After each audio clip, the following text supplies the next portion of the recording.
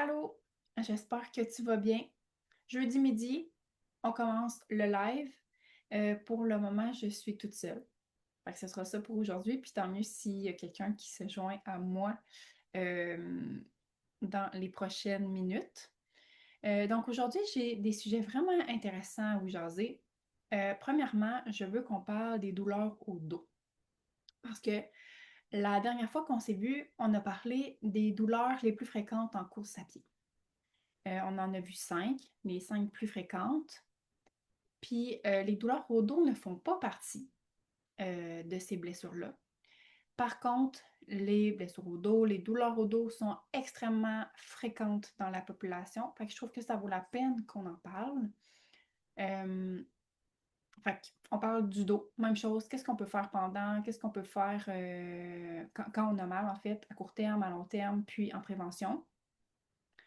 Puis ensuite de ça, je veux qu'on parle aussi de quoi faire quand une douleur persiste. Parce que justement, on a vu qu'est-ce qu'on peut faire pendant qu'on a mal, au début, à long terme.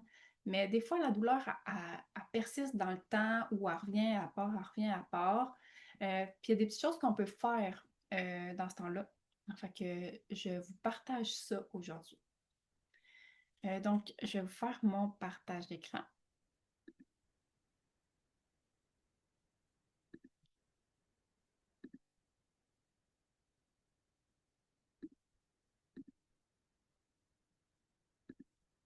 Donc, douleur au dos, qu'est-ce qu'on fait quand la douleur persiste? Il n'y aura probablement pas de moment fort et peut-être pas de période de questions, on verra. Euh, Puis je vais peut-être, si j'ai le temps, vous faire une petite parenthèse sur comment on fait pour maintenir la motivation, si j'ai le temps. Euh, Parce que, en fait, par rapport à la motivation, là, l'été, c'est dur, hein. Honnêtement, là, vous l'avez vu, c'est plus dur l'été. On est sorti de notre routine, il y a des imprévus, on se couche plus tard, il y a des soupers, il y a plein d'événements, puis on ne veut pas les manquer parce que l'été, c'est court. Mais là, il y a septembre qui s'en vient. Septembre, on retourne plus dans la routine. C'est plus facile d'intégrer une routine. Donc, plus facile de changer nos habitudes de vie dans cette période-là. Fait que, petite parenthèse par rapport à ça, je pense que ça peut être pertinent. Aujourd'hui, c'est le Zoom 7. Il en reste juste un après. Ça veut dire que il nous reste un mois ensemble. On a presque terminé. Un mois sur 4 qui nous reste.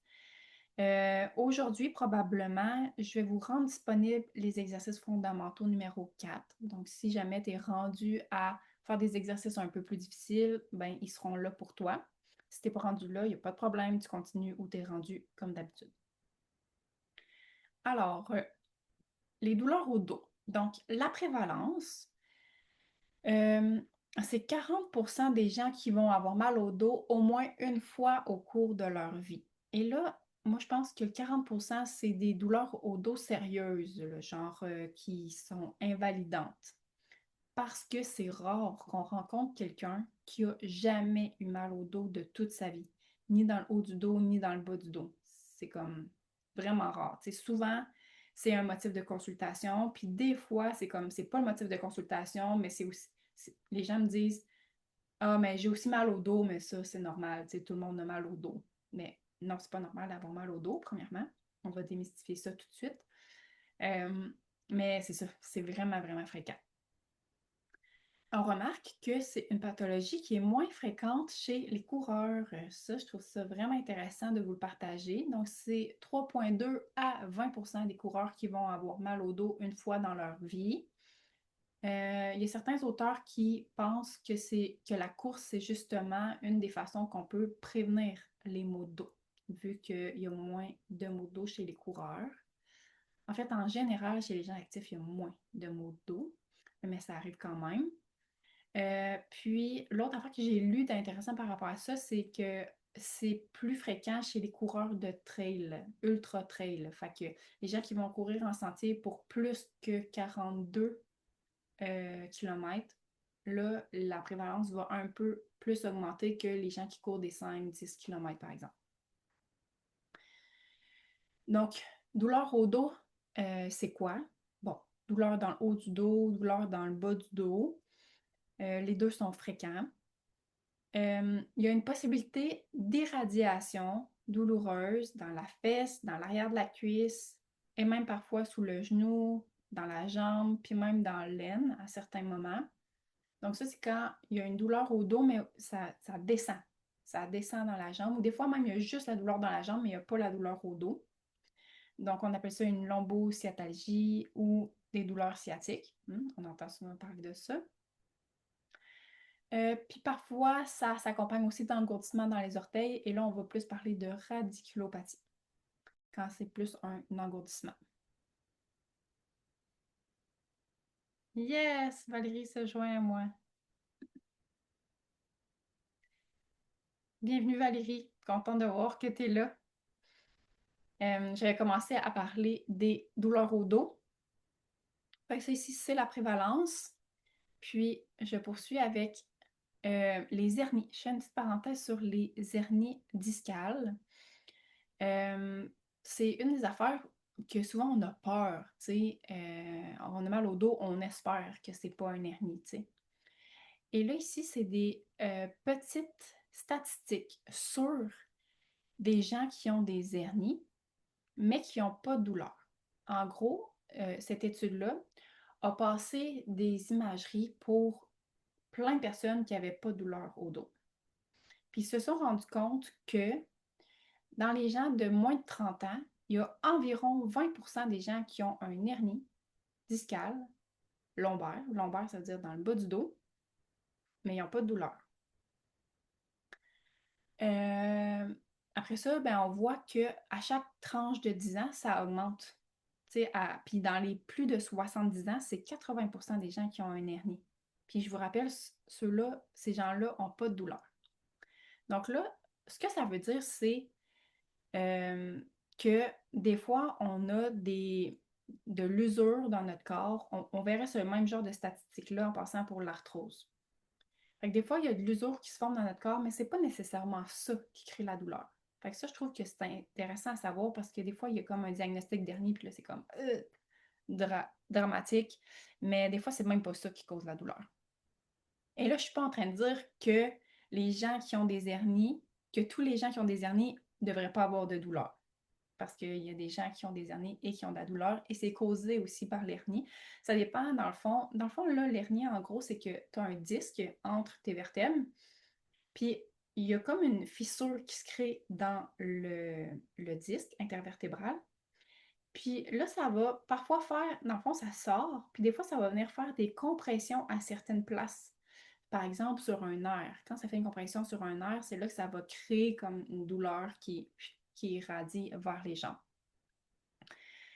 Puis là, à ce moment-là, ça va provoquer plus de douleur. Mais si la petite fissure puis le noyau qui sort, ça n'accorde pas sur rien en particulier, ou ça fait un certain moment qu'elle est là, ça ne va pas nécessairement créer de douleur.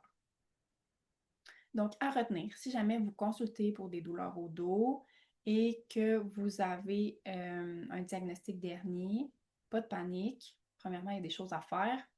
Puis, deuxièmement, ça se peut, gardez en tête que ça se peut que c'est pas ça qui cause votre douleur. Même chose avec l'arthrose.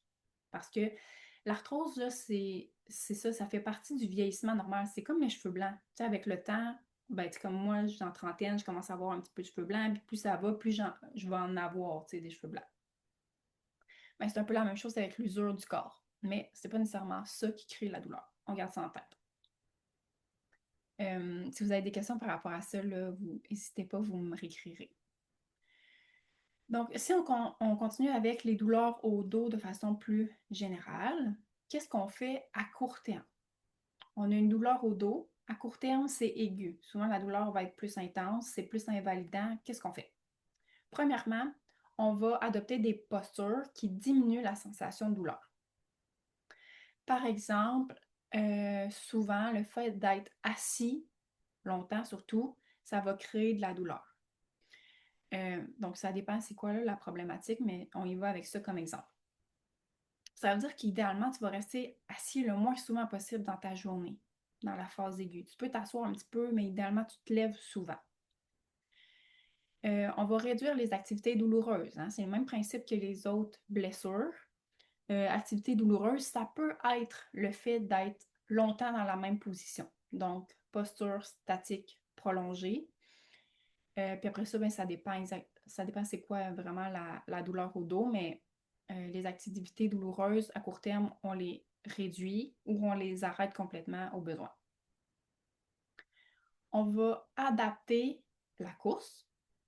Donc, des petites solutions qu'on peut faire, c'est réduire la grandeur des pas. Donc, des plus petits pas. C'est le même principe que pour la majorité des douleurs ou même en prévention. On va réduire à court terme le volume, donc la quantité de courses que tu vas faire dans ta semaine ou dans ta sortie de course. On va réduire la vitesse de course. La vitesse, là, souvent, les gens qui ont mal au dos à cause de la course, là, souvent, c'est parce qu'ils ont couru trop vite ou en descente. Fait que vitesse, descente, c'est des choses à diminuer pendant que c'est aigu. La chaleur peut être pertinente pour réduire la douleur puis les tensions musculaires. Anti-inflammatoire, c'est parfois pertinent. Tu sais, dans le Peace and Love, on voyait anti-inflammatoire, non, mais pour le dos, des fois, ça peut être intéressant.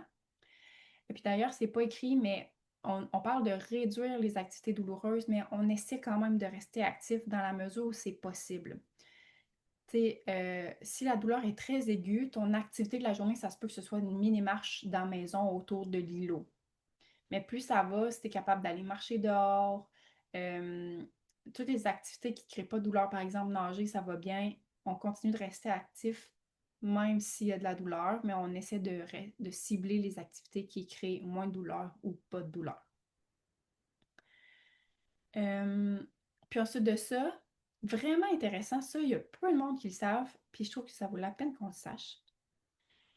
Le fait de faire des exercices répétés de flexion ou d'extension du tronc pour centraliser la douleur. Là, je vous lis la phrase puis je vous explique ça après. Donc, on veut faire des exercices de flexion ou d'extension de façon répétée pour centraliser la douleur en respectant la direction préférentielle. Qu'est-ce que c'est ça? Je reviens en plein écran.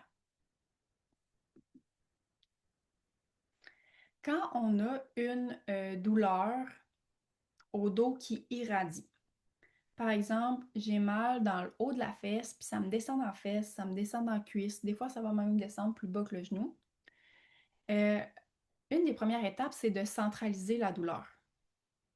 Qu'est-ce que ça veut dire, centraliser la douleur? Ça veut dire que si la douleur descend, si on la centralise, c'est qu'elle va s'en aller de plus en plus vers le dos. Ça veut dire que tu vas avoir moins de douleur dans la jambe. Puis des fois, d'ailleurs, ça se peut que ça augmente un peu au niveau du dos. Ça veut dire que si ça arrive, ça veut dire qu'on a centralisé la douleur et c'est ce qu'on souhaite.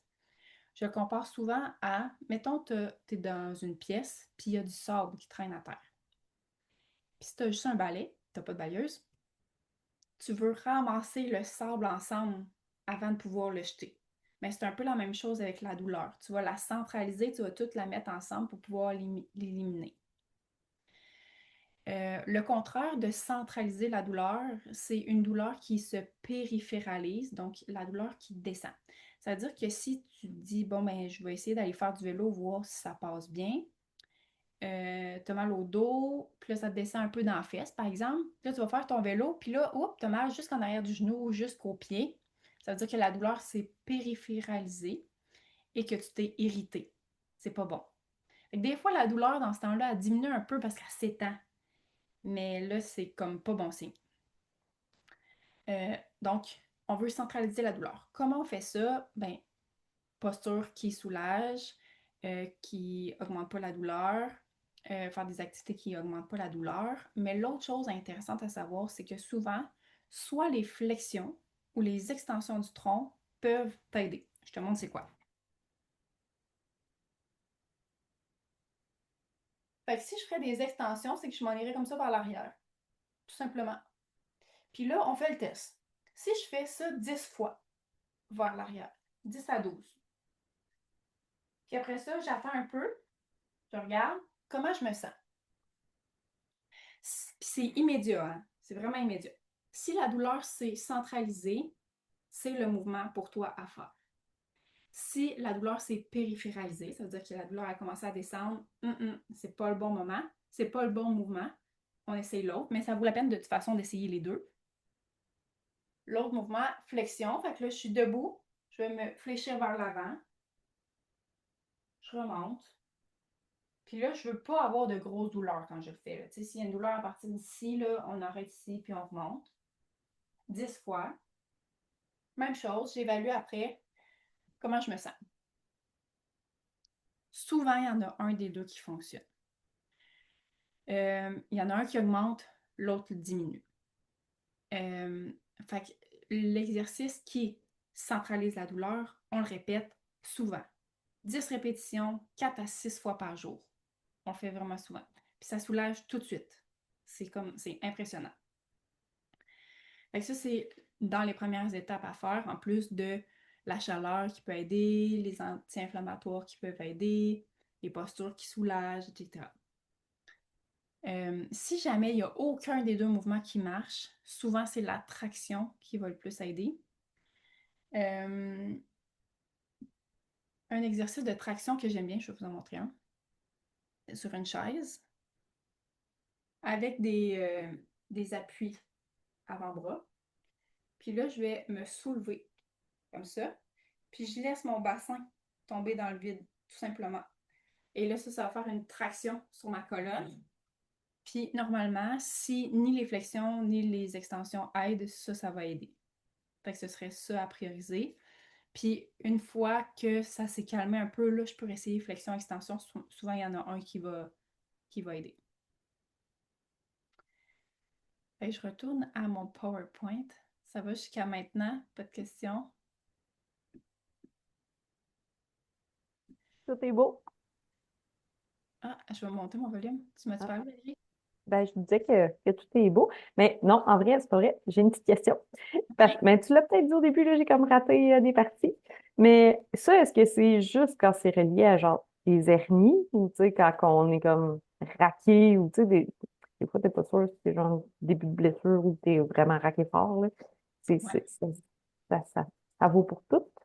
Ouais. Là, je suis retournée dans les douleurs au dos de façon générale. OK. Parce que souvent, tu n'as pas le diagnostic, tu as mal au dos, mais tu ne sais pas c'est quoi que tu Ouais. as. Puis ça va aider surtout quand la douleur descend, par exemple. Mais quand la douleur descend, c'est pas nécessairement une hernie. OK. Fait que ça vaut la peine d'essayer ces mouvements-là. Puis, tu sais, douleur dans le haut du dos, des fois, ça, Ouais. même Ouais. principe, Ouais. ça aide. Et souvent, il y en a un des deux qui va aider. Fait que à ce moment-là, je vais faire des mouvements plus hauts. Tu sais, extension, flexion. OK. Ouais. Fait que là, c'est une bonne question. Je suis retournée dans les douleurs au dos de façon générale. J'avais fait une petite parenthèse sur l'hernie, parce que souvent, on a peur de l'hernie. C'est ça. OK. C'est bon. C'est bon? Parfait. Oui. Yes. Génial. Euh, je retourne au PowerPoint. N'hésite pas si jamais il y a d'autres questions qui te viennent. Donc, c'est ça, les exercices répétés de flexion ou d'extension pour centraliser la douleur en respectant la direction préférentielle. Fait que c'est la direction qui centralise la douleur, tout simplement. C'est un peu plus clair, hein, cette phrase-là, maintenant. Donc, ça, c'est à court terme. À long terme, on augmente graduellement le volume. Fait que c'est de la quantification de stress mécanique. Pareil comme les autres blessures, pareil comme on parle depuis le début, il y a 3 mois, quand on a commencé, on parlait de quantification du stress mécanique. Fait qu'on augmente tranquillement, puis on voit comment notre corps réagit. On va favoriser les entraînements quotidiens. Idéalement, on bouge un petit peu à chaque jour. Si c'est très irritable, là, on va comme laisser une journée entre. Mais idéalement, on descend assez le volume pour pouvoir bouger à chaque jour.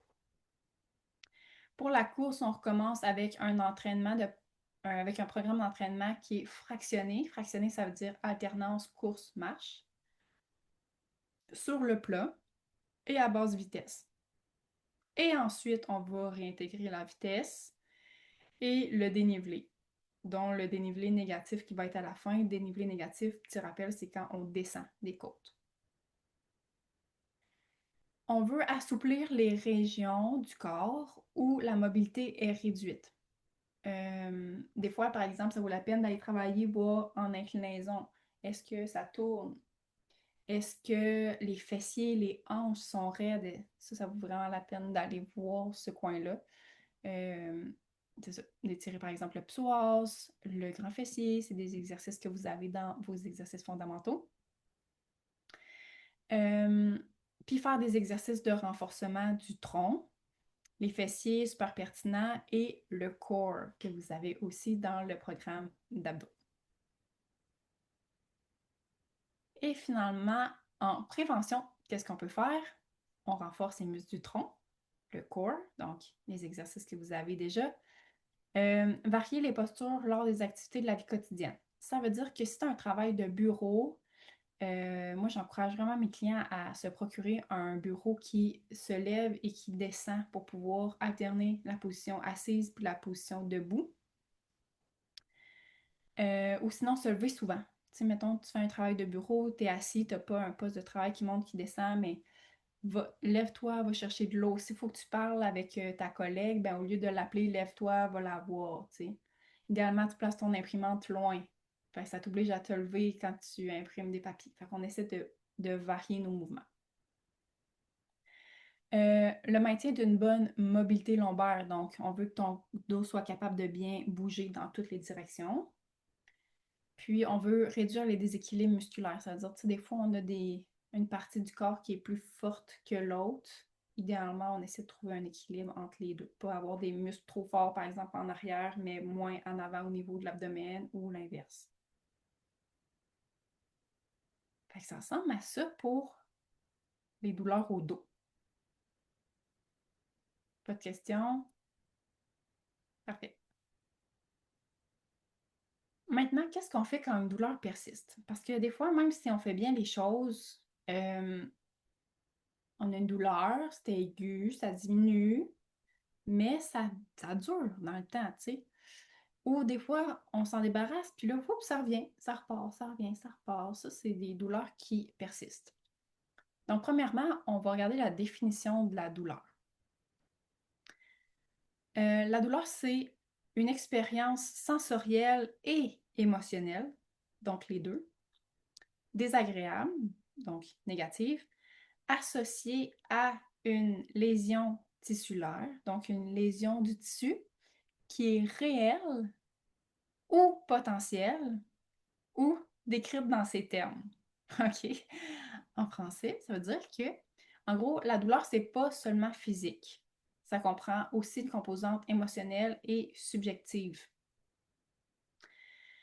Ça veut dire que si, par exemple, t'as pas bien dormi, tu es plus irritable, puis tu te fais mal, ben ta douleur, elle va être perçue plus élevée qu'une journée où tu te sens bien, puis tu es heureux, puis que la vie est donc belle.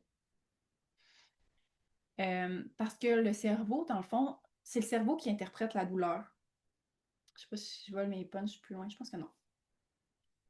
Dans le fond, on a une sensation. Exemple, je me coince le doigt dans une porte. Là, il y a une sensation qui est, en fait, il y a une information qui est envoyée à mon cerveau par les nerfs. Puis là, ça monte jusqu'à mon cerveau.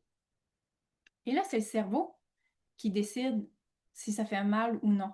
C'est lui qui interprète le message. Mais si ton cerveau il est déjà irrité parce que tu es fatigué, stressé, X raison, ben la perception de la douleur va être plus grande. Ensuite de ça, la douleur peut être présente même en l'absence de blessure visible. Tu sais, combien de fois on se cogne, mettons, un orteil, puis ça fait donc bien mal. Puis tu le regardes, tu te dis, il n'y a rien en plus, ça paraît même pas, tu sais. Fait que ça c'est fréquent aussi. Fait que des fois, visiblement, il n'y a pas de douleur, c'est juste qu'il y a quand même une douleur qui est associée. Donc, le cerveau, à ce moment-là, c'est qu'il interprète le signal comme étant menaçant, même s'il n'y a pas de gros dommages. C'est justement l'exemple de la petite orteille, là, c'est quand même un bon exemple. Des fois, des fois, il y a une fracture pour vrai, par exemple, là, mais souvent, il n'y a rien, tu sais, mais ça fait mal en titi. Puis, la douleur va varier en fonction du contexte, des croyances, l'état de stress et le sommeil. Donc, un peu comme je disais tantôt. Euh, les croyances ou le contexte, par exemple, si exemple, qu'est-ce que je pourrais vous dire comme exemple? Parce qu'il y a eu plusieurs études en lien avec ça que c'est quand même vraiment intéressant. Si on met deux personnes, une en face de l'autre, puis il y a une des personnes qui subit, mettons, une claque ou n'importe quoi, genre un dommage physique, se fait donner une bine ou n'importe quoi. Puis si la personne a réagi et genre, aïe, aïe, ça fait vraiment mal, tu sais, elle en met beaucoup, puis que l'autre personne reçoit le même geste, par exemple, va ressentir beaucoup de douleur, même si c'était une petite bine de rien finalement. Puis l'inverse est aussi vrai. C'était vraiment une grosse bine, tu sais, ça fait vraiment mal, mais que la personne est comme, bof, ben non, ça fait pas si mal que ça, ben la personne va ressentir moins de douleur quand elle va se le faire faire aussi. Fait que là, la personne, c'est comme dans ses croyances, elle est comme, bof, ça fera pas si mal que ça. Fait que ça influence comment le cerveau interprète la douleur. Fait que c'est vraiment, pour elle, la douleur, c'est toute une science. C'est vraiment spécial. Puis d'ailleurs, la douleur, là, euh, c'est un, c'est un des systèmes que notre corps a pour nous prévenir. C'est un système qu'on ne veut pas éliminer. T'sais, on a besoin de ressentir de la douleur. C'est pour prévenir les dommages, justement. C'est pour ça que c'est écrit associé à une lésion tissulaire réelle ou potentielle. Des fois, il est arrivé quelque chose, c'est important que tu le saches. Tu sais. Si t'es cassé le fémur, c'est important que tu ne marches pas dessus. Fait que la douleur est là pour ça. Puis potentiel, ça veut dire que, mettons, tu as passé proche de te blesser. Fait que là, ton corps t'avertit, oh, là, c'était risqué, ça, cette affaire-là. Fait que recommence pas ça, s'il vous plaît. Fait que c'est ça. Fait que c'est à ça que ça sert, la douleur. Fait qu'ensuite de ça, c'est quoi une douleur qui persiste? Une douleur persistante, c'est aussi appelé une douleur chronique. On appelle ça de moins en moins chronique parce que une douleur chronique, c'est comme si on était pris avec ça à vie. Mais c'est pas vrai. C'est une douleur qui persiste, mais on peut s'en débarrasser quand même. En gros, c'est une douleur qui dure plus longtemps que la normale pour une guérison, mettons, qui se fait normalement. Généralement, c'est plus de 3 mois selon la lésion. Donc, ça persiste au-delà du processus de guérison des tissus. Ça veut dire que, mettons que le muscle il devrait se reconstruire complètement en 3 mois.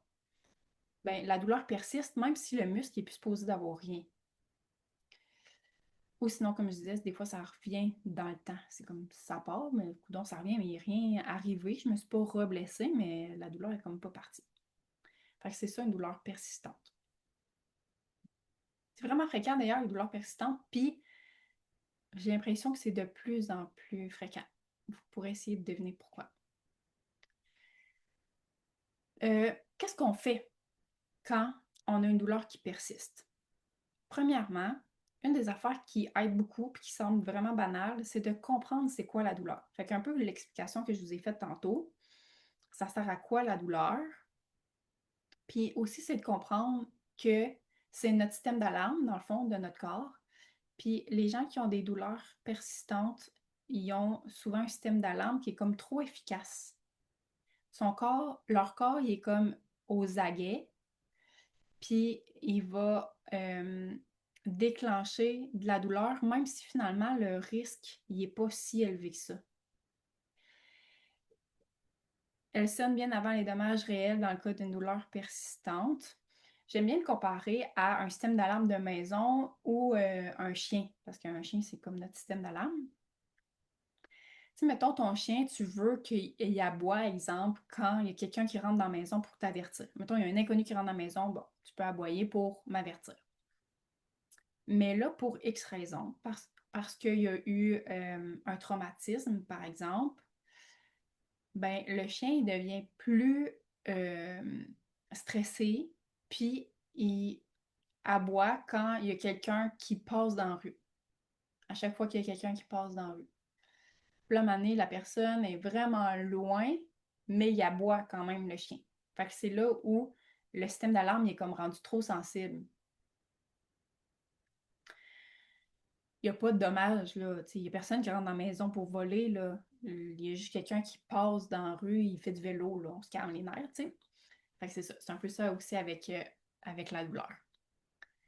La crainte. Donc, les gens qui sont parce qu'on a différents types de personnalités. Il y a des gens qui sont naturellement plus craintifs, plus stressés, plus à l'affût des dangers, vont être plus à risque d'avoir des douleurs qui persistent. Le fait de s'isoler, parce que des fois, ça mène à l'isolement, la douleur, surtout quand c'est, j'allais dire handicapant, c'est pas ça vraiment le mot que je voulais. Invalidant. Tu sais, quand c'est invalidant, c'est difficile de sortir de la maison, on va être porté à s'isoler, puis l'isolement, ça augmente le risque aussi de douleurs qui persistent. Fait qu'idéalement, on se force à sortir, à appeler des gens, à voir du monde. La dépression aussi, c'est corrélé avec de la douleur persistante. Fait qu'on essaie de sortir de ce cercle vicieux-là. Puis il y a l'inactivité physique aussi qui augmente que la douleur persiste. Fait qu'on essaie de rester actif quand même. L'optimisme, puis ça on en a déjà parlé parce que quand on a parlé du peace and love, on a parlé de l'optimisme. Puis tu sais, c'est facile à dire, là, hey, c'est important d'être optimiste, mais quand on a une douleur, il faut se parler là, pour rester optimiste. Mais ça fait une énorme différence. Fait que justement, les gens qui sont moins stressés puis qui sont plus optimistes en général vont avoir plus de facilité à sortir de ce type de douleur-là. Fait qu'on essaie de garder ça en tête. Puis des fois, c'est de s'auto-observer, tu sais. Tu te rends pas compte, mais ton monologue interne, ce que tu te dis dans ta tête, c'est comme ah, pas encore cette douleur-là, je vais être pognée avec ça pendant tant de temps, ça va m'empêcher de faire ça. C'est comme tu prévois d'avance que ça va être souffrant. Tu sais, ça, dans ce temps-là, ça se peut que tu souffres pour vrai, mais d'essayer de juste modifier tes phrases, d'être aux aguets, puis faire OK, là, c'est une croyance qui est, oui, en lien avec ce que j'ai vécu, mais ça ne veut pas dire que cette fois-ci, ça va se passer comme ça. Puis tu essaies de juste modifier ton monologue interne, puis juste ça change beaucoup de choses. Euh, Être actif en quantifiant le stress mécanique. Le stress mécanique il est toujours là, hein? Je pense qu'il n'y a pas une fois que j'en ai pas parlé. C'est 80% du traitement, fait que ça n'a pas le choix. Trouver la zone où on va désensibiliser le corps au mouvement sans l'irriter. Fait que trouver la zone d'effort, c'est la fameuse zone entre la ligne rouge puis la ligne en pointillé vert, où on va être capable d'être un petit peu en mouvement, mais sans s'irriter. C'est vraiment ça le défi de trouver la bonne zone. Puis tu sais, il y a des gens qui sont hyper sensibles, puis qu'eux, on veut augmenter leur tolérance. On veut qu'ils soient capables d'en faire un peu plus. On veut tolérer un peu de douleur pour qu'ils soient capables d'en faire plus. Puis, tranquillement, on augmente, mais sans trop l'augmenter parce que là, ton système d'alarme va devenir encore plus actif. C'est pas le but. Fait que c'est ça, il y a ces personnes-là où ils sont très sensibles, il faut augmenter un petit peu la tolérance. Puis il y a d'autres types de personnes que eux, ils sont tout le temps sa ligne en haut. Puis là, faut comme qu'ils apprennent à en faire un petit peu moins pour rester dans la bonne zone. Fait qu'il y a deux types de personnalités. Euh, Puis finalement, prendre soin de toutes les sphères de notre vie. Le sommeil. C'est sûr que si tu dors pas assez, pour vrai, c'est un pilier de base, là, le sommeil. Si tu dors pas assez, c'est vraiment difficile de sortir d'une douleur persistante. C'est pour ça que ça peut être pertinent d'utiliser la médication à certains moments pour avoir moins de douleur, parce que la douleur, souvent, ça nuit au sommeil. De réduire la douleur pour pouvoir dormir, puis tranquillement, à partir de là, on peut reconstruire. Mais si tu dors 4, 5, 6 heures par nuit, ça va être dur là, de te débarrasser de ta douleur. Loisir, vraiment important de sortir de la maison, d'avoir des affaires qui nous intéressent, d'ajouter ça à notre quotidien. Puis en ce moment, on est dans une période de vie où on est beaucoup dans la performance, puis on go, go, go, ça va vite. Puis loisir, des fois, prend un peu le bord, mais ça vaut la peine de le ramener. Alimentation, d'avoir une alimentation qui est équilibrée et suffisante. Une alimentation juste qui est équilibrée mais pas suffisante, des fois, ça va créer des dommages. On va être plus à risque de se blesser parce que notre corps, il n'y a pas ce qu'il faut pour se reconstruire. Puis manger en bonne qualité. Fait que là, on se comprend, on pourrait parler de ça pendant plusieurs heures, mais juste déjà d'éviter les aliments qui sont transformés. Juste ça, c'est déjà une bonne base. Fait que lire la liste d'ingrédients, s'il y a beaucoup d'ingrédients, ça veut dire que souvent c'est un aliment qui est transformé. Euh, c'est ça. J'irai pas plus loin là-dessus. Vie sociale. D'ailleurs, la vie sociale, c'est associé à la longévité. Fait que quelqu'un qui a un bon réseau, le fait c'est ça, d'avoir une vie sociale, ça augmente la longévité. Petite parenthèse intéressante. Mais ça va aider aussi à avoir moins de douleurs persistantes. Puis la gestion du stress. C'est aussi la gestion du stress, je veux dire, c'est tous des sujets qu'on pourrait parler vraiment longtemps, là. Mais de voir c'est quoi les stress dans ta vie. Puis il y a comme deux volets un petit peu pour la gestion du stress. Il y a, oui, tu sais, contrôler tes émotions, reconnaître tes émotions, te calmer, faire des exercices de respiration, le yoga pour te calmer. Super pertinent. Puis il y a une partie du stress que, comment je dirais ça sans trop rentrer dans les détails? OK, on a le temps. Une des affaires qui augmente l'anxiété, c'est l'évitement. Ça aussi, je trouve qu'on n'en parle pas assez. Le fait d'éviter des choses, ça augmente, mettons, procrastiner, par exemple, c'est d'éviter des tâches, ça augmente l'anxiété. Fait que si, par exemple, là, c'est le temps des impôts, puis à chaque fois, tu dis, il faudrait que je fasse mes impôts, mais tu le fais pas, tu n'avances rien, ben l'anxiété par rapport à faire les impôts va juste tout le temps augmenter. Je vous donne un autre exemple. Quelqu'un qui a peur des araignées, parce que c'est aussi de l'anxiété. Il y a une araignée, puis là, c'est genre, ah, on sauve. C'est de l'évitement. On change de pièce, on demande à notre conjoint, notre père, va tuer l'araignée? Fait que ça, c'est de l'évitement. Fait que là, en fait, c'est que la façon que le stress fonctionne, c'est qu'il augmente, comme ça, avec un stimuli. Mais si on reste exposé, la douleur va tranquillement diminuer, comme ça. Si on se sauve, on fait de l'évitement, là, le stress va augmenter, ça va diminuer rapidement, mais la prochaine fois qu'on va être exposé, il va remonter encore plus haut. Fait que là, ça crée comme une espèce d'ascension, puis plus ça va, plus on a peur des araignées, à cause qu'on les évite. Fait que c'est la même chose avec le stress qu'on vit dans notre quotidien. Ça vaut la peine de s'exposer progressivement. Idéalement, tu sais, mettons quelque chose qui te stresse, puis on le fait avec le programme de course. Tu sais, il y en a qui, avant de commencer, sont comme hey, moi, je suis stressée de courir parce que j'ai peur de me blesser, par exemple. Bon, on commence pas avec un 5 km. De toute façon, pour le corps, c'est pas l'idéal, mais au niveau psychologique aussi, c'est bien trop stressant de commencer avec ce volume-là. Ben, regarde, ta première course en continu, ça va être 5 minutes. Fait que c'est une exposition qui est pas trop stressante, ni pour le corps, ni psychologiquement. Puis tranquillement, ben, on s'expose de plus en plus. Puis à chaque fois, c'est comme quand tu es rendu aux 15 minutes, mais c'est comme, ben, j'ai fait 10 la semaine passée ou j'ai fait 12 la semaine passée, je sais que je vais être capable de faire le 15, tu sais. Fait que, fait que c'est ça, c'est de l'exposition. Ça s'appelle l'exposition.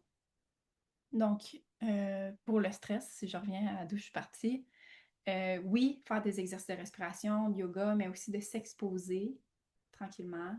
C'est la même chose pour tout. Si, mettons, tu es stressé de faire un exposé ou devant plusieurs personnes à ton travail, ben, c'est sûr que de passer à te pratiquer toute seule chez toi à t'exposer devant, mettons, 100 personnes, c'est un gros step, mais des fois de t'exposer à un plus petit groupe, mettons, tu te dis, oh, ben, je vais aller voir ma soeur puis je vais y faire. Puis après ça, tu augmentes un petit peu le volume de personnes.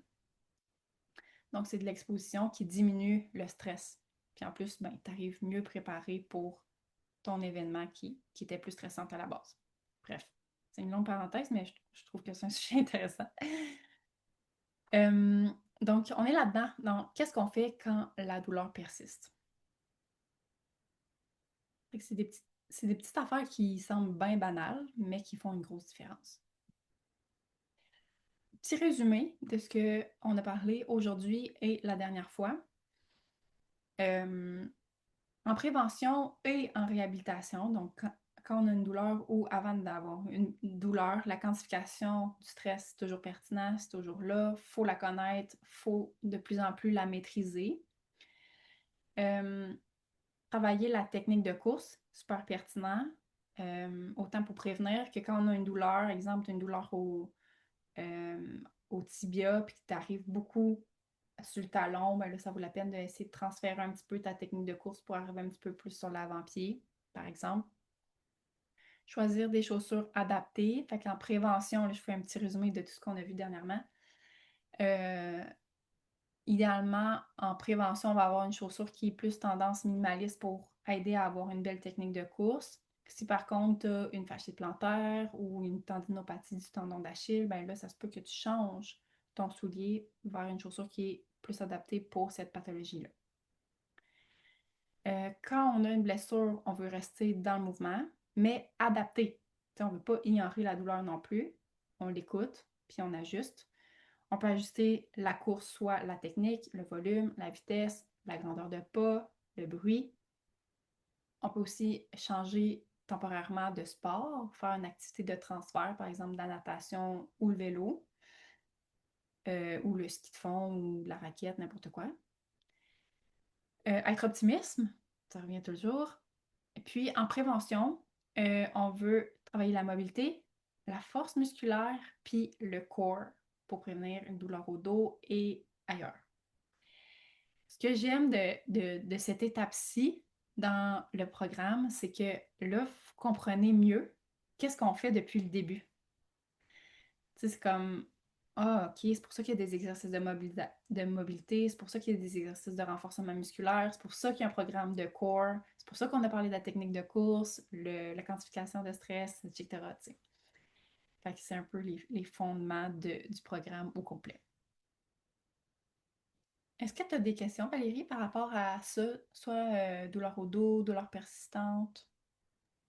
Non, je pense que ça résume bien que je vis aussi. Là, tu sais, moi, j'avais beaucoup mal dans le cou. J'étais une douleur persistante qui est depuis plusieurs années. Ouais, Puis le programme, là, c'est magique. Là, j'en reviens pas. C'est la première fois que, depuis, mettons, les 5 dernières années, là, que je suis capable de courir avec aucune douleur. Puis, tu sais, c'était ça mon objectif. Là. C'était pas un objectif de temps ou rien, mais c'était de faire ouais, un 5 kilomètres sans avoir mal à la fin. Puis là, je suis rendue oui, à 30 minutes de course continue. Puis, tu sais, il faut que je gruge mon frein, que je me ralentisse un petit peu, là, parce que, tu sais, des fois, justement, ça va super bien. Puis là, tu as le goût d'accélérer puis d'aller plus vite. Mais je suis ouais, comme, je fais confiance au processus, puis je suis le plan. Puis, ouais. mon Dieu, c'est ça. Ça me, tout le temps contente d'aller courir, d'aller faire ma course. Tu sais, ça me pèse jamais sur le dos. Puis, c'est ça. J'ai pas mal, en tout cas, à date. Fait que, Wow! je pense que c'est. Puis, c'est ça. Tu sais, je lisais qu'est-ce qui est écrivé. Puis, j'étais comme, effectivement, c'est toutes des choses que j'ai mis en place au cours des derniers mois. Ouais. Puis, ça porte fruit. Ah, c'est le fun! Oui, Je suis contente vraiment. que ça se passe bien. Puis toi, c'est ça, c'était la course hein, qui déclenchait tes douleurs au cou? Oui, ben tu sais, c'est une douleur qui date de quand même longtemps. Puis à la base, c'était à peu près tout, c'est le stress qui déclenchait ça. Puis j'avais réussi avec un physiothérapeute à quand même diminuer ça beaucoup, mais c'était la course, le dernier nœud qui me restait qui faisait que ça le déclenchait. Puis là, Ouais. je pense que j'ai trouvé la méthode qui fonctionne. Yes, good job. Oui, vraiment. Ça contente. Ouais, bien contente pour toi aussi.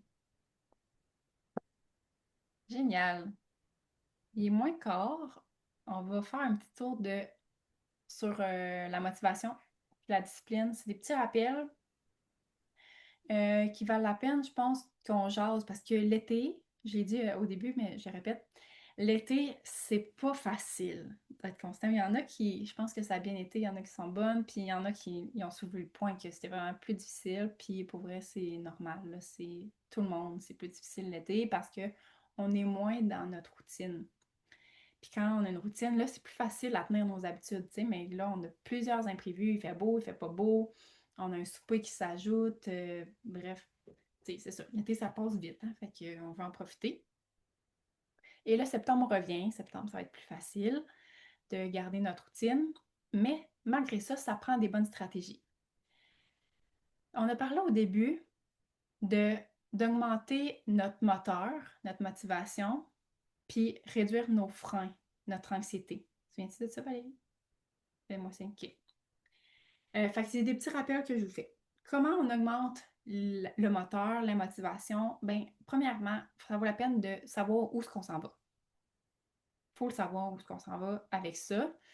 Fait qu'il faut se fixer des objectifs qui sont réalistes, parce que sinon c'est démotivant.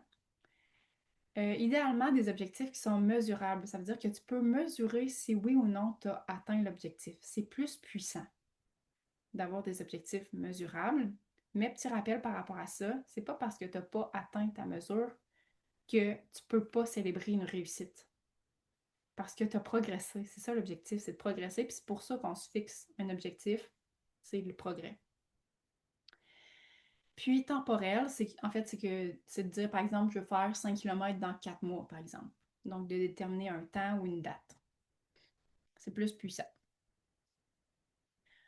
Euh, Théorie de l'autodétermination, je pense que je vous en ai pas parlé, puis ça, c'est intéressant aussi à savoir. Euh, il y a 3 grosses clés qui vont faire en sorte on va être plus motivé, puis qu'on va être plus déterminé à faire des actions, puis une détermination qui vient de soi, qui est plus intrinsèque. Les 3 grands piliers, premièrement, il y a l'affiliation. L'affiliation, c'est soit de se tenir avec des gens qui ont le même objectif que nous, ou du moins de pouvoir échanger avec quelqu'un de ses objectifs, quelqu'un qui est à l'écoute. Et même s'il n'y a pas nécessairement les mêmes objectifs que nous, ça va aider. Euh, D'aller, par exemple, courir avec quelqu'un, ou tu sais, tout ce qui est groupe, c'est toujours plus facile d'y aller. Euh, Donc, c'est ça. Affiliation, c'est vraiment ça. C'est plusieurs humains ensemble. Même juste d'aller courir avec ton chien, souvent, ça va être plus motivant aussi. Ensuite, il y a le sentiment de compétence. Le sentiment de compétence, c'est de se sentir compétent à faire une action. Si tu as quelque chose à faire puis tu sens que tu n'es pas bon pour le faire, ça va être vraiment difficile d'être motivé pour le faire. Euh, C'est une des. Ben, tu sais, il y a plusieurs raisons de pourquoi le programme est fait comme ça, mais c'est une des raisons aussi pourquoi on commence avec plus petit. Tu veux te sentir que tu vas être capable de le faire les 5 minutes avant de le faire, tu sais. Donc, sentiment de compétence. Donc, si on ne se sent pas compétent à faire quelque chose, ben, ça vaut la peine de le voir en plus petite bouchée. Ou même de se faire aider, tu sais, euh, pour se sentir plus compétent. Finalement, l'autonomie, donc le fait de se sentir autonome, soit pour faire des actions ou pour prendre des décisions. Puis là, je fais un pont avec une des affaires que je vous ai dit au début, tu sais, dans le groupe, puis vous avez été très bon d'ailleurs, je vous ai demandé de ne pas vous donner de conseils. Puis des fois, c'est tentant, parce que c'est comme, hey, j'ai déjà vécu ça, moi, il y a telle affaire qui m'a aidé, mais le fait de juste recevoir un conseil qui n'est pas sollicité, ça atteint l'autonomie. Je sais pas, essayez d'y penser. Ça vous est sûrement déjà arrivé d'avoir un conseil. Je pense que les mamans elles l'ont beaucoup vécu, là, mettons. T'as de quoi avec le bébé, et de quoi qui ne fonctionne pas bien. Puis là, tu parles de ça parce que ça t'inquiète, mais tu as juste besoin de le dire, tu sais. Puis finalement, ben, tu reçois des conseils. Mais ça ne te tentait pas d'avoir des conseils vraiment. Puis ça, en fait, pourquoi ça nuit, c'est que ça réduit la sensation d'autonomie. Tu ne te sens pas autonome pour faire les affaires toute seule. Fait que c'est 3 grosses choses qui jouent beaucoup sur la motivation.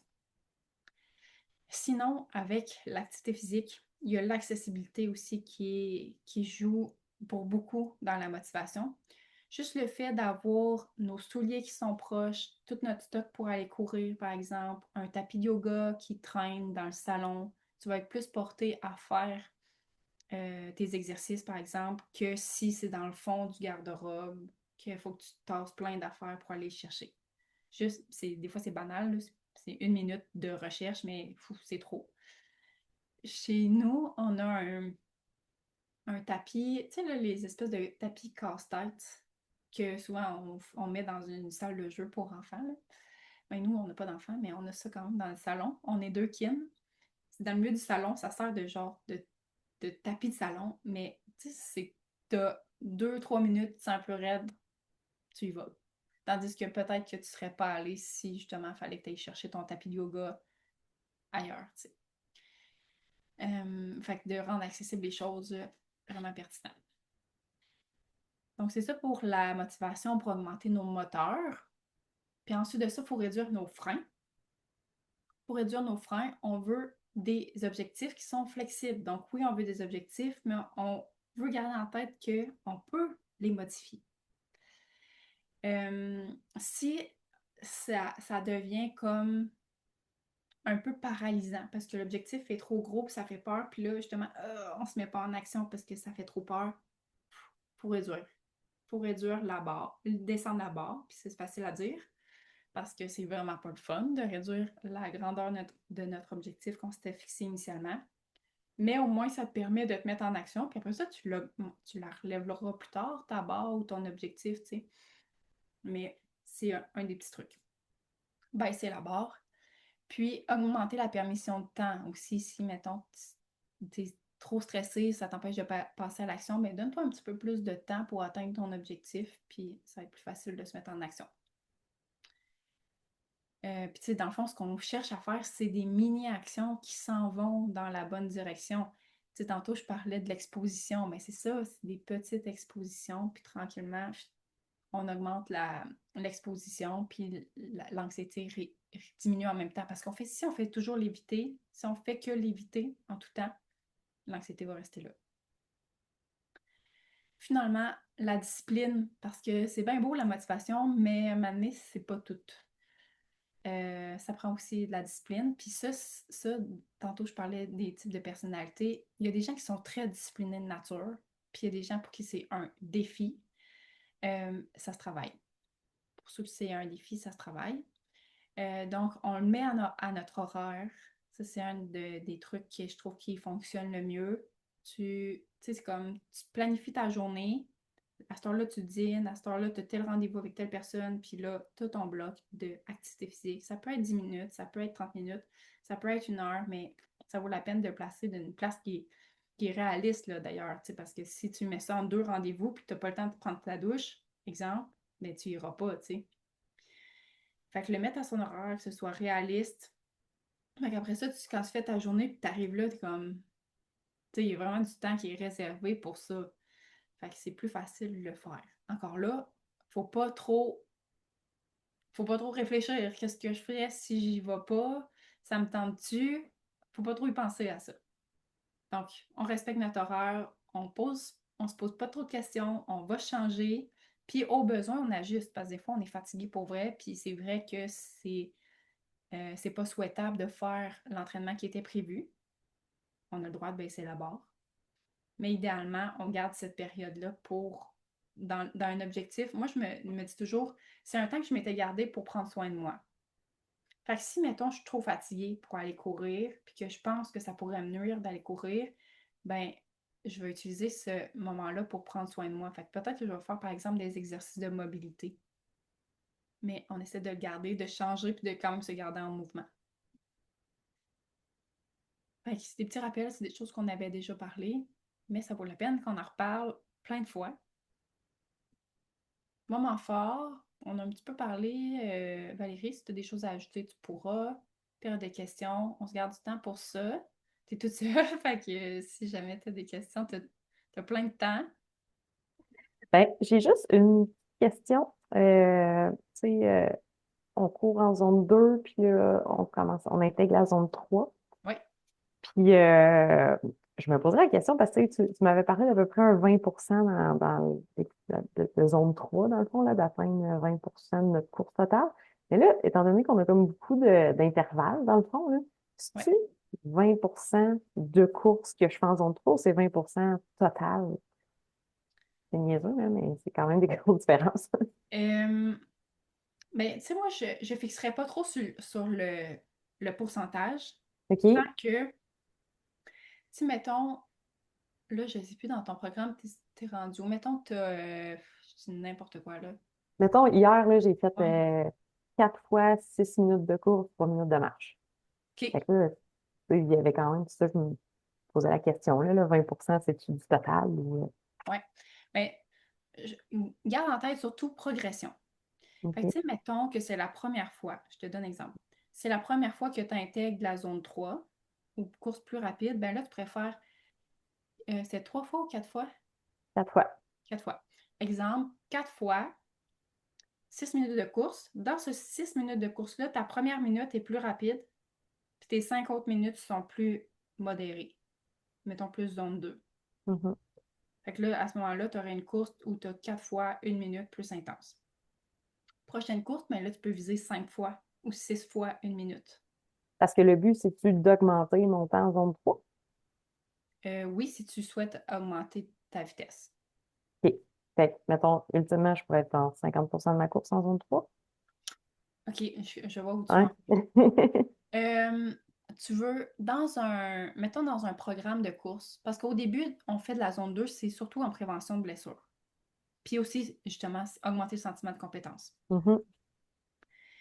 Mais après ça, une fois que les bases sont bien établies, tu sais, là, c'est ton cas, tu es rendu à 30 minutes en continu, les bases sont bien établies. Dans les entraînements d'intervalle, tu sais, dans ton programme, tu as 4 séances d'entraînement. Mhm. Tu veux en avoir 2, voire 3, 2 à 3 maximum d'intensité élevée. Ça veut dire que concrètement, tu pourrais faire éventuellement tous tes intervalles en zone 3, même voire zone 4 éventuellement, OK.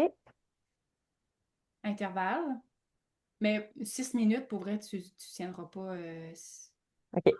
Mais mettons les cinq intervalles secondes. courts, je pourrais C'est toutes ça. les faire en zone 3. Ouais. OK. Mettons, zone 3, tu pourrais faire 6 minutes. Ça OK. serait dur, là, mais ouais, ça serait. Zone 3, c'est un 6 minutes, zone 3 ça marche.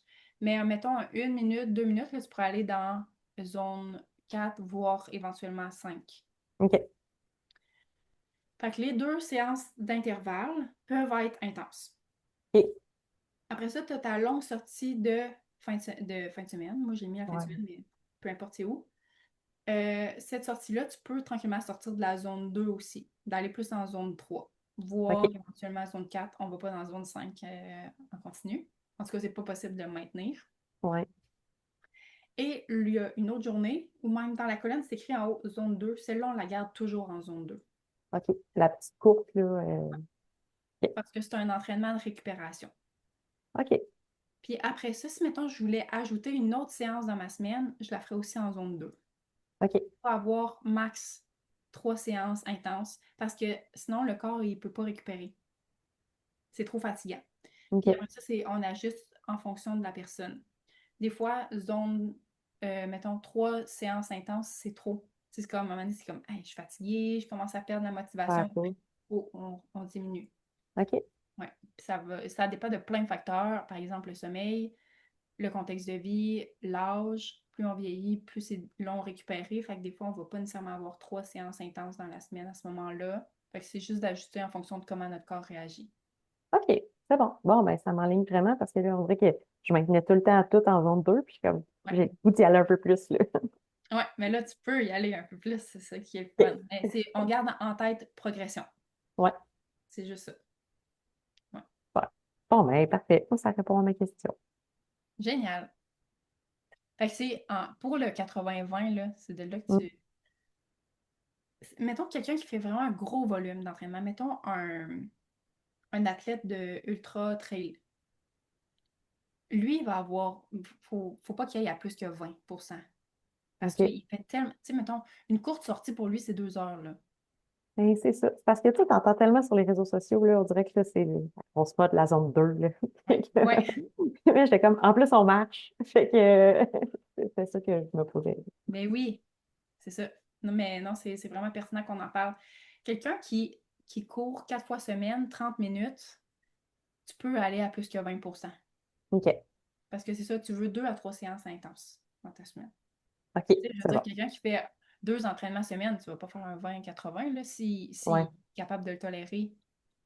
Fait que, mais il pourrait, mais c'est juste qu'il y aurait moins de gains. ouais. C'est OK. très pertinent comme question. Ouais. Ben, je te remercie Ta beaucoup. question. Il va falloir que je te laisse. Je vais commencer à travailler. Mais Eh oui, je te laisse. ben, un gros merci. À la Merci à prochaine. toi. À la Bye. prochaine.